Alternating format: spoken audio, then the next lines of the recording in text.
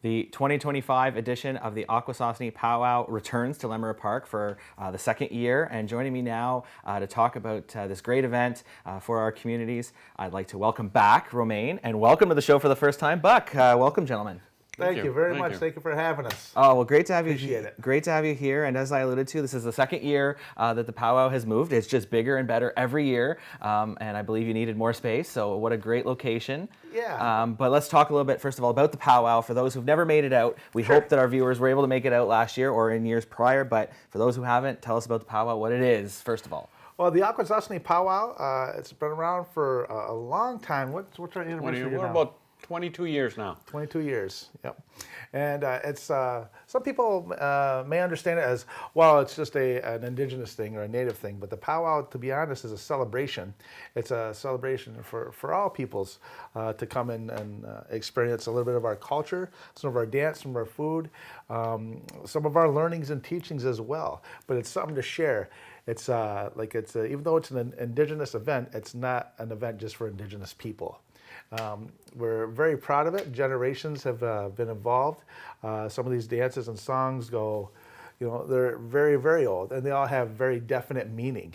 But on top of all that, you look at the dancers doing their performances, you look at their regalia, all the work and everything that goes in, the vibrant colors, the celebration of life. And that's just something that we want everyone to experience and everyone to share. And it's very interesting, even for new people that come to the powwow.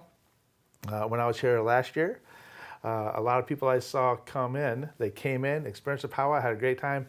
Everyone always takes a little something away from it. And it's a really, real cool thing. And they remember we get new people all the time. And of course, a lot of our return visitors as well, which is always astounding and always fantastic and good to have. Absolutely, and certainly when we talk about that, certainly there's a local flavor in terms of attendees and vendors and participants, but a lot of people travel a long way to come for this as well. So just talk to me a little bit about that and what people can expect and in terms of that variety of participants and and showcasing that vibrant culture. Well, yeah, absolutely. We have a lot of people that come to visit from a lot of long distances. They travel distance. Some come from other countries, and I'm not just speaking of Canada or the U.S. right here. We have some that come from South America, things along that line. We actually have some dancers that come to be with us. I think we have the Aztec dancers this year. Yeah. So they're coming up from that down in the South American territories to be here. And again, it's not just original people of those territories. It's all people coming in. They all come in. They all share. They're all very expressive as well. When it comes to that sharing and stuff with their cultures and everything, they kind of blend it in. And again, it's wonderful to see all the different people who, there's a lot of people who are maybe not of an indigenous ancestry, what have you, that definitely come in and visit. They make it a point, and not only will they'll come to our powwow, they'll actually travel around to other territories, to other powwows, not just here in North America, but also South America and other regions as well. And again, it's just that experience. It's sharing that moment, and it's expressing themselves as well, because they want to learn. They want to be a part of that. Mm-hmm. And if you can be a part of something, that's a great feeling. It really is. If you can relate somehow, that's a great feeling. And sometimes in the times that we live in, I think sometimes people can feel maybe a little left out, maybe a little lonely in some ways, just because it is a hard time, and you want to kind of find something to at least to have a familiarity or a belonging. And this is actually a really good thing. So we love seeing people coming in from all kinds of territories. And like I said, we've had some come in from Europe all the way out there. I know like in, say, Germany and things like that. A lot of Europeans are really interested in North American indigenous people's culture and learning those stories and learning that just that ancient, I guess it's a very old heritage, I guess you could say, of learnings and teachings. But they all follow it, they all enjoy it, and we love expressing it and learning them back and forth as well. I know I've mentioned that a few times, but it really is that type of a strong thing. Oh, it's absolutely fantastic. And Romain, maybe you can tell us a little bit about some of the logistics and some of course, what it takes to put this together. A lot of partners, a lot of sponsors, and of course, some great partners like Cornwall Transit. I know is going to be offering shuttle services. So just talk to me about what it takes to put all of this together. Putting the event takes a full team, and Buck mentioned a part of the team, and we do have an extensive team, and the team has grown in previous years.